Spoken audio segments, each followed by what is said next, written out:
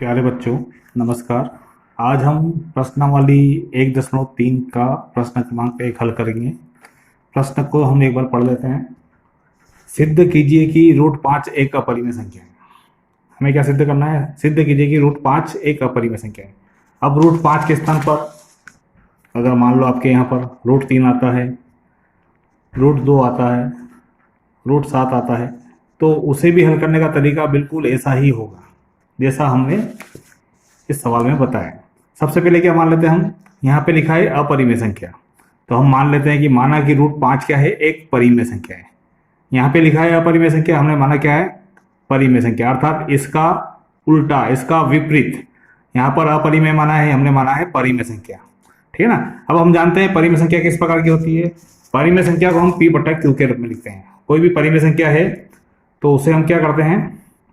P बटा Q के रूप में लिखते हैं, जहां पर P और Q क्या होते हैं? पूर्णांक होते हैं। क्या होते हैं? पूर्णांक होते हैं। यहाँ पर भी हमने लिख दिया है, जहां पर P और Q क्या है? सहभाज्य पूर्णांक है। अब सहभाज्य का अर्थ क्या होता है?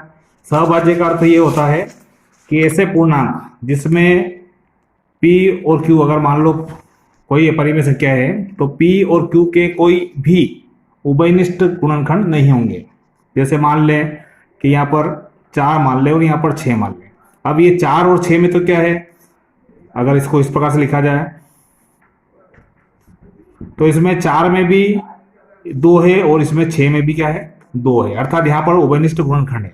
लेकिन अगर 4 और 3 इसको काट दिया जाए, 4 और 2, 3 6 को, तो यहाँ पर क्या हो जाएगा?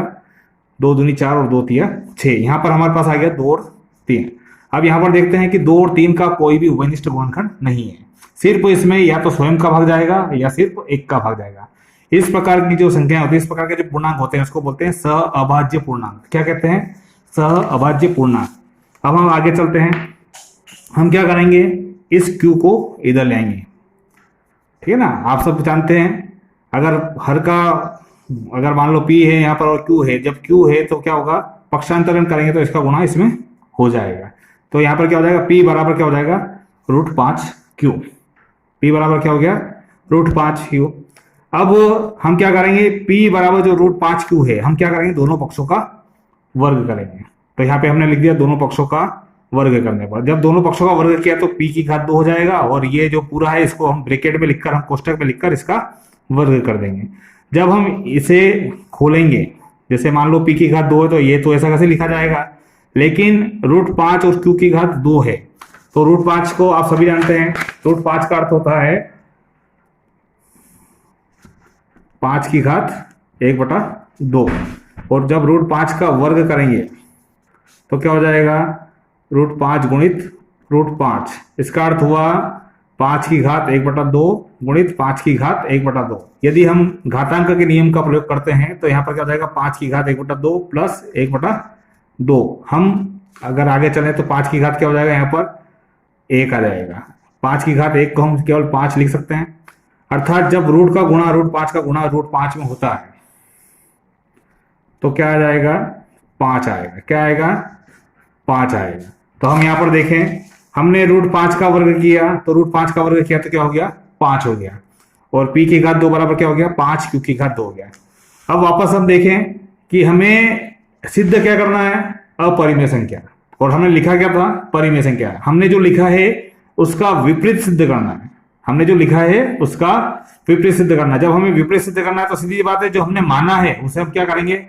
गलत सिद्ध करेंगे। और गलत सिद्ध करने के लिए क्या करना पड़ेगा? हमने यहाँ पर माना है, क्या माना है? कि सहअभाज्य पूर्णांक है। अगर हम सिद्ध कर दें कि P और Q क्या है? सहअभाज्य पूर्णांक नहीं है। क्या है? P और Q क्या है? सहअभाज्य पूर्णांक नहीं है। तो हम जो सिद्ध करना चाहते हैं वो सिद्ध हो जाएगा। क्या सिद्ध हो जाएगा? यदि ये मान लो हमने मान लिया कि P और Q क्या है? सहअभाज्य पूर्णांक नहीं है। अब यदि ये सिद्ध कर दिया तो क्या हो जाएगा? हम ये सिद्ध कर पाएंगे कि ये अपरिमेय संख्या है। तो इसके लिए हमें क्या करना पड़ेगा? P और Q के सहअभाज्य पूर्णांक बताने पड़ेंगे। मतलब कोई भी ऐसे पूर्णांक बताने पड़ेंगे, ऐसे गुणनखंड बताने पड़ेंगे जो P का भी हो Q का भी हो, जो क्या हो? P का भी हो और Q का भी हो। तो उसके लिए हम क्या करेंगे? आगे हल करते हैं। P की घात 2 बराबर 5 Q की घात 2 लिखा हमने। अब यहाँ पर क्या करा कि इस 5 को इसके नीचे ले जाएंगे। तो यहाँ पर क्या हो जाएगा? Q की घात 2 बराबर क्या हो जाएगा? P की घात 2/5। Q की घात 2 बराबर P की घात 2/5। अब इससे क्या स्पष्ट हो रहा है कि p की घात 2 क्या है, 5 से विभाजित है। p की घात 2 क्या है, 5 से विभाजित है। तो यहाँ पर लिख दिया मैंने इस प्रकार क्या है, p की घात 2 5 से विभाजित है, ये स्पष्ट हो रहा है। तो हमने लिख दिया इसको स्थिति 1, और ये जो हमने लिखा था यहाँ पर इसको समीकरण नंबर 1 लिखा। क्या लिखा, 1 लिखा। अब जब कोई संख्या 5 से विभाजित होती है, कोई सी भी संख्या, तो निश्चित रूप से क्या होगा कि यदि कोई संख्या 5 से विभाजित हो रही है, जैसे मान लो p की घात 2 बराबर 5 से विभाजित हो रही, तो p भी क्या होगा, 5 से विभाजित होगा। p भी क्या होगा, 5 से विभाजित होगा, निश्चित रूप से होगा। अब इसे सिद्ध हल करने के लिए अपन देख लें, मान लो 100 क्या है, 5 से विभाजित है, हम सब जानते हैं। 100 में 5 का वर्ग क्या आता है, 20 आता है। क्या आता है, 20 आता है। अब 100 का वर्गमूल हम निकाल रहे हैं, सभी को ज्ञात है कि 100 का वर्गमूल क्या होता है। अगर 100 का वर्गमूल निकाले तो क्या आता है, 10। तो 10 भी क्या है, 5 से विभाजित है। क्या है, 10 भी क्या है, 5 से विभाजित है। ये वापस देखें, 100 क्या है, यदि 5 से विभाजित है, मैंने क्या माना, p की घात 2 बराबर 100 माना। यदि p की घात 2 की जगह पर 100 मान लें, अब 100 की जगह पर आप कुछ और भी मान सकते हैं, कोई संख्या भी ले सकते हैं, 625 भी ले सकते हैं, 25 भी ले सकते हैं, आप चाहे तो 1000 भी 10,000 भी ले सकते हैं। तो ऐसी बहुत सारी संख्याएं बन सकती है जो आप ले सकते हैं, लेकिन हम एक उदाहरण के लिए p की घात 2 बराबर 100 ले रहे हैं। यदि p की घात 2 बराबर 100 लिया तो p बराबर क्या होगा, निश्चित रूप से हमको मालूम है 10 होगा। तो यदि p की घात 100 है तो 100 क्या है, 5 से विभाजित है, तो 10 भी क्या हो रहा है, 5 से विभाजित होगा। अर्थात कहने का अर्थ ये हुआ कि यदि कोई संख्या का वर्ग यदि 5 से विभाजित है तो उसका वर्गमूल अर्थात p भी क्या होगा, 5 से विभाजित होगा। ठीक है ना। तो यहाँ पर क्या हो गया, ये स्थिति 1 हो गई। क्या हो गई, p की घात p क्या हो गया, 5 से विभाजित होगा, ये स्थिति हो गई 1। अब जब 5 से विभाजित है, जैसे मान लो कोई सी भी संख्या, जैसे मान लो 10 5 से विभाजित है, तो हम इसको 10 को लिख सकते हैं 5 गुणित 2। क्या लिख सकते हैं, 10 बराबर 5 गुणित 2। तो हम यहां पर भी क्या करेंगे, हमने मान लिया कि जो p है यहां पर 10 बराबर क्या लिख सकते हैं, 5 गुणित 2। तो यहां पर अगर देखा जाए तो यहां पर क्या हो गया, p बराबर 5k। अब ये 2 की जगह पर यहां पर हमने क्या लिखा, k लिखा। अर्थात कहने का अर्थ ये हुआ कि p को हम लिखेंगे 5k। 5 तो होगा ही होगा क्योंकि 5 से विभाजित है, और उसके अतिरिक्त कोई और अंक होगा, कोई सा भी पूर्णांक हो सकता है, वो कुछ भी हो सकता है। यहाँ पर अगर देखा जाए तो यहाँ पर 2 है, लेकिन यहाँ पर अपन ने क्या मान लिया, हमको मालूम नहीं है, तो हमने क्या मान लिया, यहाँ पर k है। तो यहाँ पर क्या लिखा हमने, p बराबर, इसलिए क्या मान लिया, p बराबर 5k। अब आप देखें वापस से, तो p का मान क्या करें, हम समीकरण नंबर 1 में रखें। ये जो p का मान है इस वाले समीकरण में हम रखते हैं। तो p की घात 2 अर्थात 5k की घात 2, 5k क्यू की घात 2 ऐसा कैसे रहेगा। अब यहाँ पर देखें 5k की घात 2 का वर्ग करते हैं, जैसा हमने पहले वर्ग किया था उसी प्रकार से यहाँ पर भी क्या करेंगे, 5k की घात 2 का वर्ग करेंगे। तो 5k की घात 2 का वर्ग यदि करते हैं तो क्या आता है, 25k की घात 2 बराबर 5q की घात 2। अब हमें सिद्ध क्या करना है, सिद्ध हमें यह करना है कि यह अपरिमेय संख्या है, और हमने माना क्या था, परिमेय संख्या। हमें अपनी बात को ही गलत सिद्ध करना है। तो यहाँ पर क्या करेंगे हम, पहले हमने बताया p की घात 2 में 5 का भाग जाता है, और हम यदि ये बता दें कि q की घात 2 में भी क्या जाता है, 5 का भाग जाता है, तो हम जो सिद्ध करना वो सिद्ध हो जाएगा। तो यहाँ पर देखते हैं 25k की घात 2 बराबर 5q की घात 2।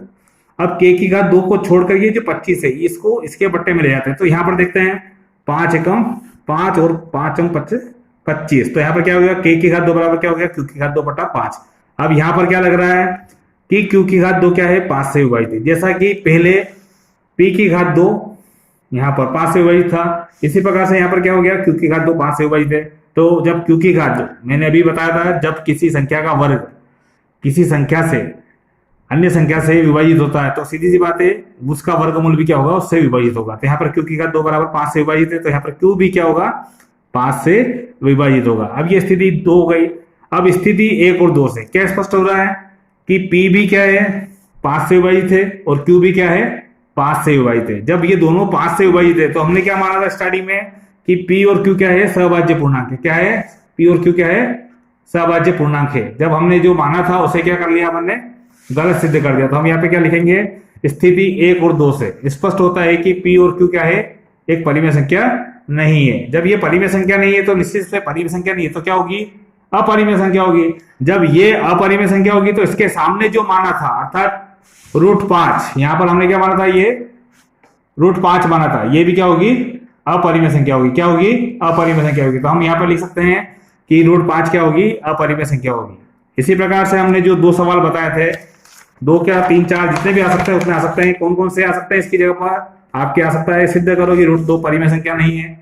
आपके पास आ सकता है कि सिद्ध करो कि रूट 3 परिमेय संख्या नहीं है। आपके पास आ सकता है परीक्षा में कि सिद्ध करो कि रूट 7 अपरिमेय संख्या। इस प्रकार से बहुत सारे सवाल बन सकते हैं, तो आप उसे आसानी से इसी प्रकार से हल कर सकते हैं। निश्चित से मुझे उम्मीद है कि आपको ये सवाल समझ में आ गया होगा। धन्यवाद। जय हिंद, जय भारत।